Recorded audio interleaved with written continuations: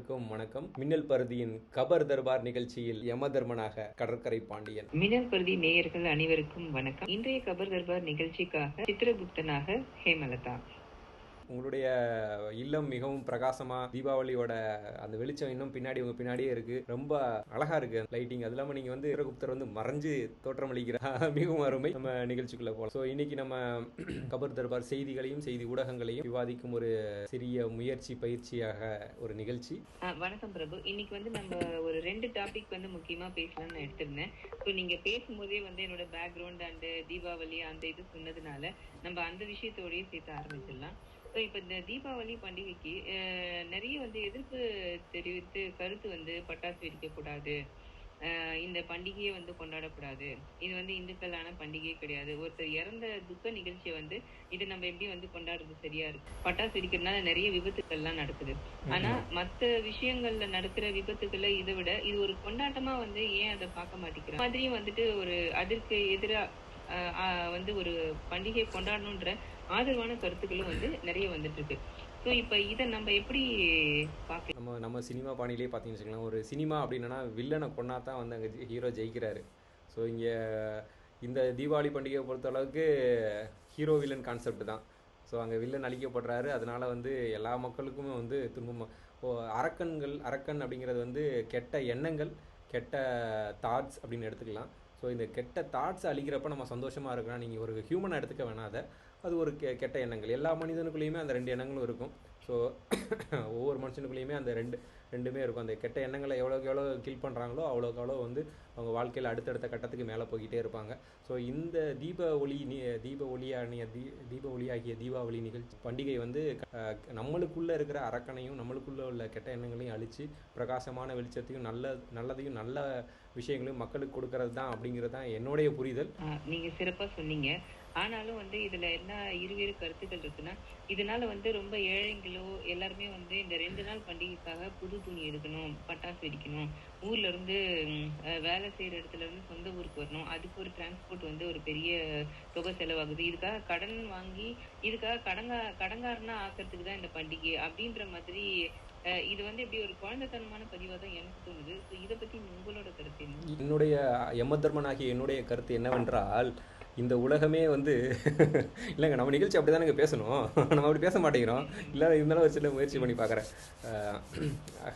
யமதர்மனாகிய நான் கூறவிருப்பது என்னவென்றால், இந்த பண்டிகை என்பது ஒரு அவசியமான விஷயம் என்று சொல்லலாம். ஏன்னா மக்கள் எப்போவுமே ஒரே வாழ்க்கை முறை ஒரே நேர்கோடாக போயிட்டே இருக்கிறப்ப பண்டிகை வர்றப்ப செலவும் இருக்கும், சந்தோஷமும் இருக்கும், எல்லாமே இருக்கும். இந்த விஷயங்கள் ஒரு ஏற்றத்தாழ்வு இல்லாத வாழ்க்கையை ரொம்ப போர் அடிச்சிடும். ஸோ அதனால் பண்டிகைகள் தேவை தான். அப்போ தான் உற்சாகமும், அவங்க தூரமாக இருக்கிறவங்க என்ன பண்ணுவாங்க, குடும்பத்தை பார்க்குறதுக்காக நேரில் வருவாங்க, சொந்தக்காரங்களை பார்க்குறதுக்கான வாய்ப்பு இருக்கும். விடுமுறை நாள் அப்போ மன அழுத்தத்தில் உள்ளவங்கலாம் அதை மறந்துட்டு சந்தோஷமாக இருப்பாங்க. எத்தனையோ பேருக்கு ஒவ்வொருத்தருக்கும் ஒவ்வொரு தனிப்பட்ட உலகம், அதில் நிறைய பிரச்சனைகள். இந்த பிரச்சனைகளை மறந்து எல்லாரும் ஒரே சந்தோஷமான எண்ணங்களை பகிர்றப்போ அந்த நாள் இனிய நாளாக மாறுதில்ல. நம்ம இவர் சொல்கிற மாதிரி இந்த நாள் இனிய நாள் மாதிரி அந்த நாள் இனிய நாள் தான். பண்டிகை நாள் எல்லாமே சந்தோஷமான நாள் தான். ஸோ பண்டிகைகள் தேவையான விஷயம்தான். எப்படி சாப்பாடு அத்தியாவசியமோ அது மாதிரி இன்ப துன்ப நிகழ்ச்சிகளில் இயற்கை சுப செலவுகள் அத்தியாவசியம்தான். அது கஷ்டப்படலாம், கடன் வாங்கலாம், கடன் அடைக்கலாம், அதெல்லாம் முடியும் நம்மளால். நம்ம கபர் தர்பாரின் செய்திகளுக்குள்ளே உள்ளே போகலாம் இன்றைக்கி. ஸோ இன்று செய்திகள் என்ன சித்திரகுப்தர் அவர்களே? இதில் முக்கியமாக இப்போ பார்த்தீங்கன்னா, நம்ம நிர்மலா சீதாராமன் அவர்கள் ஒரு பதிவு சொல்லியிருக்காங்க. என்னென்னா, நம்ம தமிழ்நாட்டில் இந்து அறநிலைத்துறையில் நிறைய ஊழல் நடக்குது, அதனால அந்த சுத்தமாக இயங்க விடாமல் அது முடக்கணும் அப்படின்ற மாதிரி ஒரு விஷயத்த சொல்லியிருக்காங்க. ஸோ அது தீக்கதிர்லையும் சொல்லியிருக்காங்க. அதே மாதிரி தினமலர்லையும் இதுக்கு அந்த அறநிலைத்துறை அமைச்சர் சேகர் பாபு அவர்கள் அதுக்கு ஒரு பதில் வெளியிட்டிருக்காரு. ஸோ இந்த அறநிலைத்துறை இருக்கிறது பிஜேபி அவங்க பக்திக்காக எதுவுமே பார்க்கல. இங்க நிலங்கள் எல்லாமே ஆக்கிரமிப்பு பண்றதுக்கு அவங்களுக்கு வசதி இல்லாம போறனால தான் அது அதை நாங்க பாதுகாத்து வைக்கிறோம். அதை புரிஞ்சுக்காம அவங்க வந்து அந்த நிலங்களை அபகரிக்கணும்ன்ற நோக்கத்தோட அவங்க பேசுற மாதிரி இருக்குன்னு சொல்லியிருக்காங்க. அதே மாதிரி நம்மளோட ஸ்டாலினும் வந்து சொல்லியிருக்காங்க. இது வரைக்கும் திமுக ஆட்சி வந்ததுல இருந்து அறநிலையத்துறையில நடந்த அந்த மோசடி, நிலங்கள் ஆக்கிரமிப்பு, இது எல்லாமே வந்து 5500 கோடிகள் வந்து நாங்க மீட்டிருக்கோம். இது வந்து திமுகவோட நல்லாட்சியை வந்துட்டு இது சீர்குலைக்கும் விதமா செயல்படுறாங்க. அதே மாதிரி ஒரு ரிட்டையர்டு, அவங்க பேர் வந்து குறிப்பிடல, ரிட்டையர்டு ஒரு காவல்துறை அதிகாரி வந்துட்டு அவர் ட்விட்டர்ல வந்து போட்டிருக்காரு, ஸ்டேட்டஸ்ல போட்டிருக்காரு, அவர் மேல வந்து நான் வழக்கு பதிவு வந்து செஞ்சிருக்கேன், ஸோ இதை பத்தின விசாரணை வந்து இதுக்கப்புறம் வரும் அப்படின்ற மாதிரி அவங்க சொன்ன செய்தியை வந்து தினமலர்ல வந்து போட்டிருக்காங்க. பட் தீக்கதிரில் வந்து சேகர் பாபுவோட விளக்கம் மட்டும்தான் வந்து கொடுத்துருக்காங்க. நம்ம கபர் தர்பார் நிகழ்ச்சியில் யமதர்மனும் சித்திரகுப்தனும் வந்து எந்த கட்சியும் எந்த மதமோ எந்த பத்திரிகையோ சார்பில்லாத ஒரு நடுநிலைமையான நபர்கள் தான். ஸோ அதை ஃபஸ்ட்டு முன்னாடி பதிவு பண்ண விரும்பிக்கிறேன். ஏன்னா இந்த சப்ஜெக்ட் வந்து ஒரு இம்பார்ட்டண்டான சப்ஜெக்ட். நம்ம இதுக்குள்ளே வந்து கொஞ்சம் ஆழமாக உள்ளே போகிறோம். ஆழமாக உள்ளே போகிறோம்னா அந்த கருத்துக்குள்ளே ஆழமாக உள்ளே போகிறோம். ஸோ இந்த பர்டிகுலர்லி பிஜேபி அப்படிங்கிறது வந்து ஒரு மத சாயத்தை வந்து மக்கள் மேலே பூசிக்கிட்டே இருக்காங்க. அது வந்து ஒரு நடுநிலைமையான ஒரு யமதர்மனாகிய நமக்கே வந்து அது எப்படி சொல்கிறது, அது வந்து தேவையில்லாத விஷயம்னு சொல்ல தோணுது. இப்போ பார்த்தீங்கன்னு வச்சுக்கோங்களேன், சாதாரணமாக ஒரு முஸ்லீம்ஸ் அவங்க வந்து கேப் போடுறாங்க, ஒரு புர்கா அணிச்சிக்கிறாங்க, அதை தாண்டி முஸ்லீம் பெண்கள் புர்கா அணிச்சிக்கிறாங்க. நம்ம கிறிஸ்டியன்ஸ் வந்து சிலுவை டாலர் போட்டுக்கிறாங்க, பொட்டு வைக்காமல் இருக்காங்க. இதெல்லாம் வந்து அவங்களோட அடையாளத்தை வெளிப்படுத்துது. அதே மாதிரி தான் இப்போ நானுமே வந்து என்னுடைய மதத்தோட அடையாளம், என்னுடைய உணர்வுகளோட அடையாளம், எனக்குள்ள ஒரு தனிப்பட்ட மனிதனுக்கான அடையாளம் இருக்குது. ஓகேவா? இதெல்லாம் ஒரு தனிப்பட்ட மனிதனுக்கான அடையாளம், தனிப்பட்ட நம்பிக்கை. இதை வந்து இப்போ அதையெல்லாம் ஒன்று சேர்க்கக்கூடாது. ஸோ இவங்க எல்லாம் தனித்தனியாக இருந்தாலும் என்னுடைய மதாராக இருக்கட்டும், ஹனீஃபா இருக்கட்டும், எல்லாமே என்னோடய நண்பர்கள் தான். ஸோ அவங்க என் கூட தொடர்ந்து பயணம். இதே மாதிரி தான் என்னோட அலெக்ஸா இருக்கட்டும், எத்தனையோ நம்ம ஆண்டனி, கிறிஸ்தவ நண்பர்கள் எவ்வளோ பேர் இருக்காங்க. இவங்க எல்லாமே நம்ம நண்பர்களாக நம்ம வந்து ஆல்மோஸ்ட் நம்மளே வந்து 20-30 வருஷம் நண்பர்களாக பழகிக்கிட்டு இருக்கோம், வாழ்ந்துக்கிட்டு இருக்கோம். ஓகே, இப்படி இருக்கிறப்ப வந்து ஒரு மத அடையாளத்தை பூசப்படுறது அப்படிங்கிறது வந்து அப்பட்டமாக தெரியுது. அப்படிங்கிறது வந்து நம்ம இதில் சொல்கிறதுக்கு பயம் இல்லை, சொல்லலாம். எதனால் அப்படின்னா, நான் சாதாரணமாக என்னுடைய அடையாளத்துக்காக நான் வந்து ஒரு பக்தி, என்னோடய அடையாளத்துக்காக மோதிரங்களோ இல்லை பிரேஸ்லெட்டோ இல்லை நம்ம சந்தனமோ வச்சுருக்கிறதுனால இப்போ வச்சுருந்தாலே பிஜேபின்றாங்க. கரெக்டு தானே? ஸோ அப்போ வந்து ஒரு மத அடையாளத்தை தாண்டி ஒரு கட்சி அடையாளம் வந்து அது மேலே பூசப்படுது அப்படிங்கிறது வந்து இது வந்து ஒத்துக்கொள்ளப்பட முடியாத ஒரு விஷயம். ஸோ நான் சந்தனம் போட்டு வச்சுருக்கிறதுனாலையோ இல்லை நான் வந்து காப்பு போட்டிருக்கிறதுனாலையோ நான் மோதிரம் போட்டிருக்கிறதுனாலையோ நான் ஒரு பிஜேபிக்காரனாக ஆயிட முடியாது. ஏன்னா பிஜேபி ஒரு இயக்கம். இது என் தனிப்பட்ட உரிமை, தனிப்பட்ட எப்படி சொல்கிறது, தனிப்பட்ட நம்பிக்கை. இல்லை என்னோடய வாழ்வியல், என் தாத்தா போட்டிருக்கலாம், என் தாத்தாவோட இதை தான் நான் போட்டுட்ருக்கேன் அப்படின்னா இது என் பரம்பரை சொத்து, நான் போட்டுக்கலாம். ஸோ இது இப்போ போட்டிருக்கிறதுனாலே நான் வந்து பிஜேபிக்காரன் ஆக முடியுமானா ஆக முடியாது. நம்ம இந்த மாதிரி பார்வைகள் மாறிக்கிட்டு இருக்கு. ஸோ இப்போ வந்து நம்மளோட நண்பர்கள் கூட இது இப்படி தான் பார்ப்பாங்க. இப்படி இப்போ போனோம்னா அப்போ இவன் பிஜேபிக்காரனாக இருப்பானோ அப்படிங்கிற ஒரு நாள். ஏன்னா இதை மாற்றணும். ஸோ கோயில் அதே தான். அவங்க சப்ஜெக்டில் வந்துட்டேன். ஏன்னா இது நம்ம முக்கியமாக இந்த பாயிண்ட் விளக்கணும். ஏன்னா எதனால் நம்ம தமிழகம் பர்டிகுலராக தமிழகத்தில் இருக்கிற எல்லாருமே வந்து இப்போ புதுசாக வந்து நேற்று பிறந்து இன்றைக்கி வளர்ந்த பிஜேபி கிடையாது. அதில் இருக்கிற எல்லா உறுப்பினர்களுமே எனக்கு தெரிஞ்சு ஒரு 60 வயசு இருந்தால் கூட 60 வயசு தமிழ்நாட்டில் தான் இருந்திருக்காங்க. 40 வருஷம் தமிழ்நாட்டில் தான் வாழ்ந்துருக்காங்க. பிஜேபிக்குள்ளே இல்லாமல் இருந்திருக்கலாம், தனிப்பட்ட முறையில் வந்திருக்காங்க. இப்போ ஒரு அடையாளத்தை பிஜேபி கட்சியில் சேர்ந்து ஒரு அடையாளத்தை வளர்த்துக்கிட்டு இருக்காங்க. ஸோ அப்போ வந்து அவங்க யார்? தமிழர்கள் தான். தமிழர்களுக்கான அடையாளம் என்ன? தமிழ் தான். தமிழர்களுக்கான அவரோட மதத்துக்கான அடையாளம் அவருடைய கோயில்கள், சர்ச்சு, மசூதி. அதை தாண்டி மற்ற மதத்தினர் எல்லாமே ஒற்றுமையாக இருக்கிற மாநிலம் தான் தமிழகம். அப்படி இருக்கிறப்ப இங்கே வந்து இந்த கோயில் மட்டும் ஏன் பிரச்சனையாக இருக்குது? கோயில்கள் மட்டும் ஏன்னா இதுக்கு ஒரு அறநிலைத்துறை இருக்குது. சர்ச்சுனா எவ்ரி சண்டே அவங்க போகணும், ஒரு கட்டமைப்பு இருக்குது. நமக்கு இதெல்லாம் தாண்டி பெரிய வரலாறு இருக்கிறதுனால பெரிய கோயில்கள், நிறைய கோயில்கள், வரலாற்று சிறப்புமிக்க கோயில்கள் அழியாமல் இருக்கணும்னா அதுக்கு ஒரு பாதுகாப்பு தேவைப்படுது. ஓகேவா? ஒரு தனிப்பட்ட மனிதன்கிட்ட கொடுக்குறாங்க அப்படின்னா அவர் வந்து ஒரு 40 வருஷ காலம் உயிரோட வாழ்கிறாரு. அவர் இருக்கிற வரைக்கும் நல்லா பண்ணுறாரு. அவர் செத்துட்டாருன்னா இருக்கிறதுலாம் அங்கே கூட இருக்கிறவங்களாம் சுரண்டி எடுத்துட்டாங்கன்னா என்ன தெரியும்? இப்போ பெரிய ஒரு இயக்கமாகவும் ஒரு அரசு அமைப்பாகவும் இருக்கிறப்பயே ஏகப்பட்ட சொத்துக்கள் அதுலேருந்து பிடுங்கப்பட்டிருக்கு. இருந்தாலும் ஒரு பயம் இருக்கும். ஒரு அரசியல் அமைப்பு இருக்குது, ஒரு அரசியலமைப்பு சட்டம் இருக்குது, பின்னாடி கவர்மெண்ட் இருக்குது. நம்ம இதில் பெரிய லெவலில் இந்த பெரிய தப்புகள் நடக்காமல் இருக்கிறதுக்காக கண்டிப்பாக இந்த நம்ம அறநிலையத்துறை அப்படிங்கிறது வந்து அமைக்கப்பட்டது நல்லது தான்.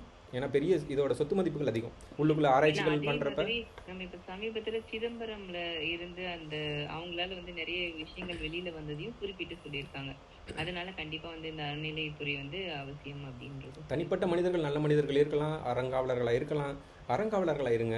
இயக்கத்தை அந்த ஏற்கனவே ஒரு அதுதான் சொல்றது, ஒரு வீடை கட்டுறது வந்து சாதாரண விஷயம் கிடையாது. அதாவது ஒரு பிரம்மாண்டமான கோயில் எப்படி கட்டுறதோ அது மாதிரி தான் அறநிலையத்துறையும் கட்டமைக்கப்பட்டிருக்கு. அந்த கட்டமைக்கப்பட்டதில் மெருகேற்றுங்களேன், ஏன் இருக்கிறத உடைக்க பார்க்குறீங்க? கோயில்களை உடைக்கிறது வந்து எப்படி வந்து ஒத்துக்க முடியாத விஷயமோ அதே மாதிரி நண்பர்கள், கட்சி நண்பர்களாக இருக்கட்டும், ஆதரவு தெரிவிக்கிற நண்பர்களாக இருக்கட்டும், அதை எப்படி சரி செய்யணும்னு பாருங்கள். அதில் உள்ள பிரச்சனைகளை சரி செய்ய பாருங்கள். இப்போ 5000 ஏக்கரை மீட்டிருக்காங்களா, அடுத்து நீங்கள் ஆட்சிக்கு வர போகிறீங்களா, நீங்கள் வந்து அதை இன்னும் 10,000 ஏக்கரை மீட்டுக்கோங்க, அதை இன்னும் வந்து மெருகேற்றுங்க. ஸோ ஒரு விஷயத்தை வந்து உடச்சி எடுத்தீங்கன்னா 10 துண்டாக போயிடும். அந்த 10 துண்டையும் மேனேஜ் பண்ணுறதுக்கு உங்களால் முடியாது கண்டிப்பாக. அந்த அளவுக்கு திறமையான மனுஷனாக பிறந்து உதிச்சு வந்திருக்கீங்களான்னா இல்லை, எல்லாரும் அதே தான், இதே மண்ணில் தான் வளர்ந்துருக்கோம், இப்படி தான் இருக்கும். அவங்களோட ரெக்கார்டட் டேட்டா தான் இருக்கும் மைண்டில், அதுதான். ஸோ இது வந்து ஒரு இது தவிர்க்கப்பட வேண்டிய விஷயம். இது வந்து இருக்கிறத வந்து பாதுகாப்போம். அதுலேருந்து இன்னும் பெட்டராக எப்படி பண்ணலாம்? இது ரிட்டையர்டான அதிகாரிகளாக இருக்கலாம், அவங்க வந்து நிறையா ஆவேசமாக ஆக்ரோஷமாக பேசலாம். கண்டிப்பாக நிறைய பிரச்சனைகள் இருக்க தான் செய்யும், இல்லாமல் கிடையாது. ஏன்னா நம்மளுடைய அனுபவம் வேறு, அவங்க நேரடியாக களத்தில் இருக்கவங்களோட அனுபவம் வேறு. ஸோ அந்த அனுபவங்கள் வந்து கண்டிப்பாக அவங்க அதை எப்படி சரி செய்யணும், அதை எப்படி முறைப்படுத்தணும் அப்படிங்கிறது அவங்களுக்கு பின்புலமாக இந்த மாதிரி அமைப்புகள் கட்சிகள் அவங்கள வந்து முன்னிலைப்படுத்தி ஒரு போராட்டம் பண்ணுங்கள், இல்லை வந்து அவங்களுக்கு என்ன பண்ணணுமோ எடுத்து சொல்லுங்கள், அதை எப்படி ஆவணப்படுத்த முடியும்னு பாருங்கள், கேஸ் போடுங்க. நிறைய வழிமுறைகள் இருக்குது ஒவ்வொரு பிரச்சனைகளையும் தீர்க்கிறதுக்கு. அந்த வழிமுறைகளை வந்து ஃபாலோ பண்ணுமே தவிர கம்ப்ளீட்டாக அதை வந்து உடைக்கணும் அப்படிங்கிறது வந்து கண்டிப்பாக ஏற்றுக்க முடியாது. இதுக்கு ஆதரவாக இருக்கிற கோயம்புத்தூர்காரங்களாக இருந்தாலும் சரி, கோயம்புத்தூர் சாமியார்களாக இருந்தாலும் சரி, அதே காரணம் தான். ஏன்னா அவங்க வந்து சொத்துக்கள் பல மடங்கு வந்து பெருகிக்கிட்டே இருக்கிறப்ப வந்து அவங்களுக்கு புதுசாக அவங்களுக்கு தோன்றதெல்லாம் செய்யணும்னு ஆசைப்படுவாங்க. ஆனால் அது செய்கிறதுக்கு வந்து தமிழகமோ தமிழக மக்களோ வந்து விளையாட்டு பொருட்கள் அல்ல. சீரியஸாக பேசிட்டோமோ? இல்லை, இது கரெக்ட் தான். இல்லை, அதே மாதிரி முதல்ல சொன்ன மாதிரி நான் வந்து காப்பு போடுறதோ, கயிறு கட்டுறதோ, நெத்தியில வந்து சந்தனம் வைக்கிறதோ இது என்னோட உரிமை. இதுக்காக வந்து பிஜேபி சாயம் பூச தேவையில்லை. நீங்க பிஜேபி சாயம் மட்டும் பேசுறீங்க. ஆனா மக்கள் எல்லாருமே என்ன சொல்றாங்கன்னா தங்கிங்கன்னு சொல்லிட்டு ஒரே வார்த்தையில சொல்லிடுறாங்க. அதனால இது இன்னைக்கு வந்து உங்களோட உத்தரவுப்படி அந்த சங்கிங்கன்னு யார் யாரெல்லாம் வந்து இந்த மாதிரி ஒரு நேர்மையா இதுவா இருக்கவங்கள வந்து சொல்றவங்க கிட்ட எல்லாம் அவங்களுக்கு வந்து இன்னைக்கு நான் ஒரு கர்ம பதிவா எழுதிட்டு கண்டிப்பா அவங்க நாக்குல வந்து 2 மிளகாய் அரைச்சு தடுவேன் அப்படின்னு ஒரு தண்டனை சட்டம் வந்து இன்னைக்கு ஏற்றப்படும். இது நீங்க சித்திரகுப்தராக உங்களுடைய சட்டமா அது? சட்டங்கள் நம்மளுக்கு வந்து தண்டனை கொடுப்பதற்கோ இல்லை வந்து எதற்குமே நம்மளுக்கு உரிமை கிடையாது. தண்டனை என்பது அவர்களுடைய நினைவுகள். நம்ம யமதர்மன் சித்திரகுப்தர் ஆகிய கபர் தர்பாரின் யமதர்மன் சித்திரகுப்தர் ஆகிய நம்ம இருவருக்கும் அலசி ஆராய மட்டுமே வந்து இறைவன் அருள். அது இறைவன் ஒருவனே. அது எப்படி வேணா இருக்கலாம், எந்த இறைவனா வேணா எடுத்துக்கலாம். இறைவன் அந்த எல்லாம் உள்ள இறைவன் வந்து நம்மளுக்கு கொடுத்துருக்கிறது வந்து அலசி ஆராய்வது மட்டுமே. நம்மளுக்கு எந்த தீர்ப்பும் கிடையாது, தண்டனைகளும் கிடையாது. அதனால உங்களுடைய தண்டனையை ரத்து செய்கிறேன், யமதர்மனாகிய நான் ரத்து செய்கிறேன். இப்ப அடுத்த சப்ஜெக்ட் பாத்தீங்கன்னா நமக்கு வந்து முக்கியமா நம்மளோட இந்திய நாட்டுல ஒரு நாட்டுப்பற்று அப்படின்ற ஒரு விஷயம் இராணுவத்தை தாண்டி நமக்கு தேசபக்தி எங்க வருதுன்னா ஸ்கூல் காலேஜ் வரும்போது அந்த ஜனகன பாடம் மட்டும் வரும். இல்ல வருஷத்துல 2 நாள் வந்து குடியரசு தின விழாவிலையும் சுதந்திர தின விழாவிலையும் வரும். அதை தாண்டி பெரும்பான்மையான மக்கள் கிட்ட இருக்கிற தேசபக்தி எதுல வெளிப்படுத்துறாங்கன்னா இந்த கிரிக்கெட்டுன்ற ஒரு விஷயத்துல வெளிப்படுத்துறாங்க. அதை தாண்டி நம்மளோட அடிமுறைகள்ல இருந்து இப்போ ஒரு தனுஷ் படம் வரல அப்படின்னா அடிமுறைன்ற ஒரு விஷயமே இப்படி நம்ம நாட்டுல இருந்து வந்ததுன்றதே தெரியும். இந்தியன் படம் வரலன்னா நமக்கு வந்து எல்லாருக்குமே வந்து வர்மக்கலைன்றது ஒரு விஷயம் இருந்ததே தெரியாது. இந்த மாதிரி நிறைய நம்ம கிட்ட வந்து தற்காப்பு கலைகள்ல இருந்து நிறைய விளையாட்டு முறைகள், ஆரோக்கியமான விளையாட்டு முறைகள் நமக்கு நிறைய இருக்கு. நம்ம முன்னோர்கள் வந்து எல்லாமே உருவாக்கி அதெல்லாம் பயன்படுத்தி அதை வந்து பலனும் அடைஞ்சு கண்டிருக்காங்க. பட் அந்த விஷயங்களை கொண்டு போகாம இது வெறும் வியாபார ரீதியா மக்களை வந்து ஒரு அடிமைப்படுத்தி அவங்களோட நேரத்தை வீண் பண்ணி அவங்களோட பணத்தையும் வீண் பண்ணி இது வந்து ஒரு தேசபக்தின்ற ஒரு விஷயத்துல கொண்டு போற மாதிரி, இதுவும் வந்து ஒரு விதமான ஒரு போதைக்கு அடிமையாகிற மாதிரி. இந்த விளையாட்டுக்கு மட்டும், குறிப்பா இந்த கிரிக்கெட்டுன்றதுக்கு மட்டும் எல்லாருமே அடிமையாகி இருக்காங்க. நம்ம இதுக்கு வந்துட்டு ஆன்மீக தலைவர்களும் சிலர் வராங்க, சினிமா பிரபலங்களும் வராங்க, அரசியல் பிரபலங்களும் வராங்க, நம்ம பிரதமர் உட்பட. இதுக்கு வந்து ஒரு தோல்வி அடைஞ்சிட்டோம்னா இது விளையாட்டுல தோக்குறது ஜெயிக்கிறது இது வந்து சாதாரண விஷயம். பட் ஜெயிச்சவங்கள கூப்பிட்டு நம்ம நாட்டுல விளையாண்டு ஜெயிச்சிருக்காங்கன்னா அவங்கள கூப்பிட்டு பாராட்ட கூட வந்து ஒரு மனது இல்லாம, ஆனா எல்லா விளையாட்டு வீரர்களையும் அவங்க அழுகுறாங்க, இதுக்கு ஆறுதல் சொல்றாங்க. இதை தாண்டி மணிப்பூர்ல எவ்வளவு பெரிய விஷயம் நடந்தது, அதுக்கு ஒரு சின்ன வருத்தம் கூட வந்து ட்விட்டர்ல வந்து தெரிவிக்காத பிரதமர் இதுக்கு நேர்ல வந்து பார்த்து எல்லாருக்கும் ஆறுதல் சொல்லியிருக்காங்க. சோ இதை வந்து நம்ம நாடு எங்க போயிட்டு இருக்கு, நம்ம நாட்டோட தலைவர் வந்து இந்த மாதிரி இருக்கிறதுனால இது எப்படி ஆரோக்கியமான சூழல் இதுக்கப்புறம் உருவாகும்? இதில் நாடு ஒரு வளர்ச்சி பாதையில் தான் போயிட்டுருக்கு. ஆனால் நாட்டு தலைவர் மட்டும் வேற ஒரு பாதையில் போயிட்டுருக்காருன்னு நினைக்கிறேன். நல்ல விளக்கமான சப்ஜெக்ட் இது. ஆக்சுவலாக வந்து கிரிக்கெட் எப்படி பார்க்கப்படுகிறது, கிரிக்கெட்டை வந்து ஒரு விளையாட்டாக பார்க்கணும், விளையாட்டை தான் பார்க்கணும். அதை வந்து அரசியலாக்க முயற்சி செஞ்சாங்க, அதனால சரியான அடி.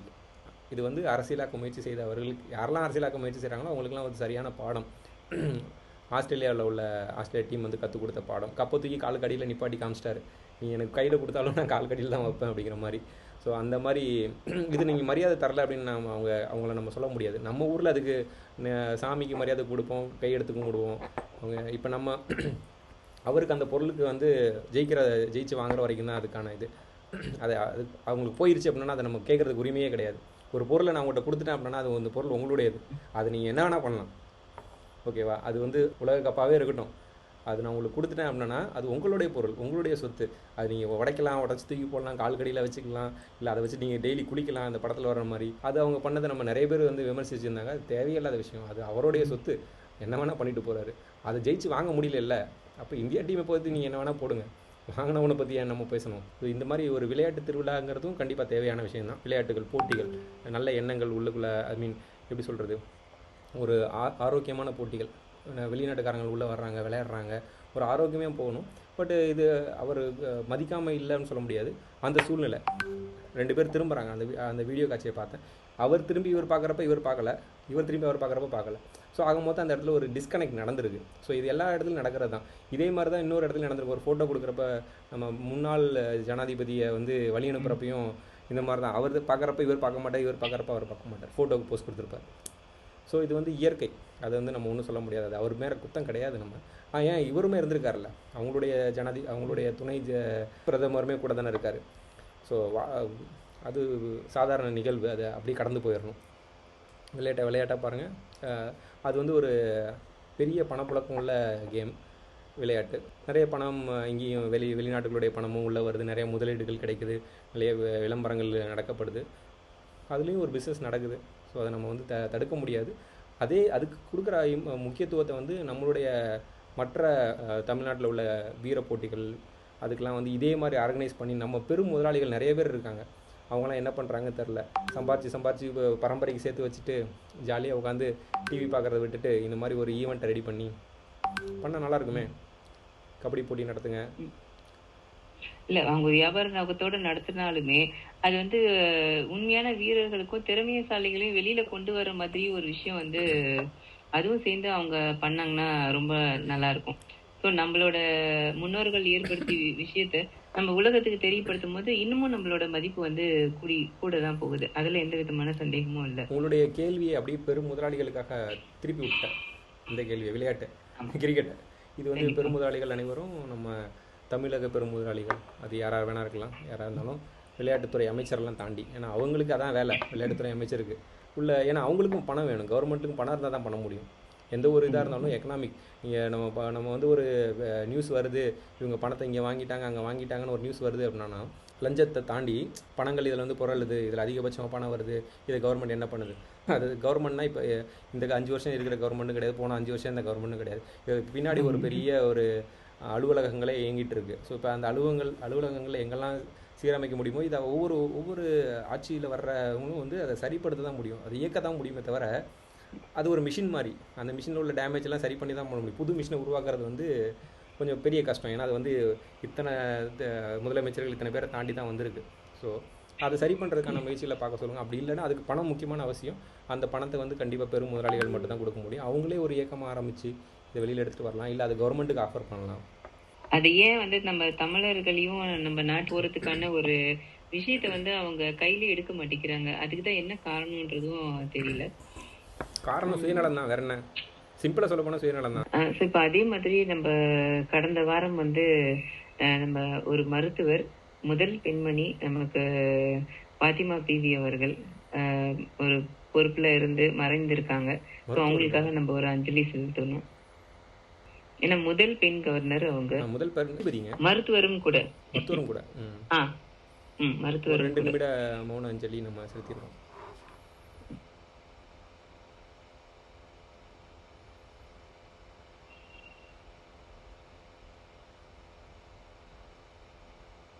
நன்றி. ஸோ ஒவ்வொரு 2 நிமிடம் நம்ம அஞ்சலி செலுத்துகிறோம் அப்படின்னு சொல்லி எல்லா நிகழ்ச்சிகளையும் நடக்குது. அந்த 2 நிமிடம் அமைதியாக இருக்கிறதுனால எவ்வளோ ஒரு அந்த உங்களோட அந்த ஆத்மாவோட கனெக்ட் பண்ண முடியும் அப்படிங்கிறத நம்மளுக்கு தெரியும். யமதர்ம சித்திரகுப்தராகி நம்ம உலகத்தில் நம்ம நிறைய ஆத்மாக்களை பார்க்குறோம். பாவாத்மாக்கள், புண்ணியாத்மாக்கள்லாம் நம்மளுக்கு தெரியும். அதனால் மௌன அஞ்சலி கண்டிப்பாக செய்கிறது நல்லது தான். அந்த 2 நிமிஷம் மௌனமாக இருக்கிறதுனால நம்ம ஒன்றும் குறைஞ்சிட மாட்டோம். அப்படி 2 நிமிஷம் மௌனமாக இருக்கிறப்ப அவங்களுக்கான மரியாதையை நம்ம செலுத்துறதுன்னு அர்த்தம். அது இல்லாமல் அந்த துறையில் தேர்ந்தவர்களாக இருந்தால் மட்டும்தான் அந்த பதவிக்கு வர முடியும். அப்படி வந்ததுனால தான் அவங்க வந்து மக்கள் சேவையும் பண்ணிட்டு இருக்கிறதுனால, அதுவும் இஸ்லாமிய பெண்மணி, நம்ம தமிழகம் இதுதான் அடையாளம். நீங்கள் சொன்ன முதல் கேள்விக்கு இப்போ வந்து கனெக்ஷன் கிடைக்குது பாருங்கள். ஸோ யாராக வேணால் இருக்கலாம். சூரியன், இப்போ இருக்க சூரியனாக இருக்கலாம். ரவிங்க, சூரியன் சொல்கிறேன், ரவி சூரியன் தானேங்க. இப்போ இருக்க சூரியனாக இருக்கலாம். இதில் வந்து அங்கேயும் வந்து கவர்னர் பதவியிலையும் ஒரு அரசியல் சாயமோ இல்லை வந்து மத சாயமோ பூசப்படாமல் இருக்கிறது வந்து நல்லது தான். ஸோ நல்ல விஷயங்களே நடக்கட்டும், நல்லவே நடப்போம். வாழ்க வெல்க என்று சொல்லி முடித்து விடுவோமா? இது வந்து கபர் தர்பார் நிகழ்ச்சி ஒரு பயிற்சி முயற்சியாக கபர் செய்தியும் செய்தி ஊடகங்களையும் விவாதிக்கும் நிகழ்ச்சியாக நாங்கள் வந்து தொடர்ந்து போய்கிட்டே இருப்போம். எங்கேது ட்ரெயின் போய்கிட்டே இருக்கும், வாங்க யார் வேணால் ஏறிக்கலாம். எங்களோட கலந்துரையாடுறதுக்கோ உங்களுடைய பதிவுகளையோ எங்களுக்கு அனுப்பணும்னா கண்டிப்பாக இமெயில் பண்ணுங்கள், வாட்ஸ்அப் பண்ணுங்கள். நாங்கள் வந்து இந்த பெல் பட்டன் நமக்குலாம் சொல்ல மாட்டோம். இந்த மாதிரி யூடியூப்காகலாம் கிடையாது. நம்மளுடைய ஓன் மின்னல் பருதியோட வெப்சைட்டில் தான் வரும். பார்த்து மகிழுங்கள். நன்றி. மின்னல் பருதி நிகழ்ச்சியில் நடக்கும் இந்த கபர் தர்பார் நிகழ்ச்சியில் உங்களுக்கு ஏதேனும் ஒரு டாபிக்ல வந்து டிஸ்கஸ் பண்ணோம் அப்படின்னு சொன்னா அதுவும் வந்து எங்களுக்கு வந்து நீங்க சொன்னீங்கன்னா நாங்கள் அந்த டாபிக்லேயும் வந்து எடுத்து டிஸ்கஸ் பண்ணுவோம். அதே மாதிரி இதில் வந்து உங்களுக்கு ஏதாவது சஜஷன்ஸ், ஃபீட்பேக்ஸ் சொல்லணுன்னாலும் நீங்கள் கண்டிப்பாக தாராளமாக சொல்லலாம். ஸோ நாங்கள் அதை வந்து ஒரு அடுத்த கட்டத்துக்கும் வந்துட்டு ஒரு தரமான நிகழ்ச்சியாக கொண்டு போகிறதுக்கு இது வந்து எங்களுக்கும் நீங்கள் கொடுக்குற ஒரு வாய்ப்பாக இருக்கும். ஸோ இதில் என்ன ப்ளஸ் அண்ட் மைனஸ் வந்து உங்களோட ஃபீட்பேக்கும் நாங்கள் எதிர்பார்க்குறோம். இன்றைய நிகழ்ச்சி இதோட வந்து நிறைவடையுது. அடுத்த வாரம் மீண்டும் சந்திப்போம். உங்களிடமிருந்து விடைபெறுவது மின்னல் பருத்திக்காக கபல் தர்பார் நிகழ்ச்சியிலிருந்து சித்திரகுப்தனாக ஹேமலதா. நன்றி, வணக்கம். தர்மனாக கடற்கரை பாண்டியன். நன்றி, வணக்கம்.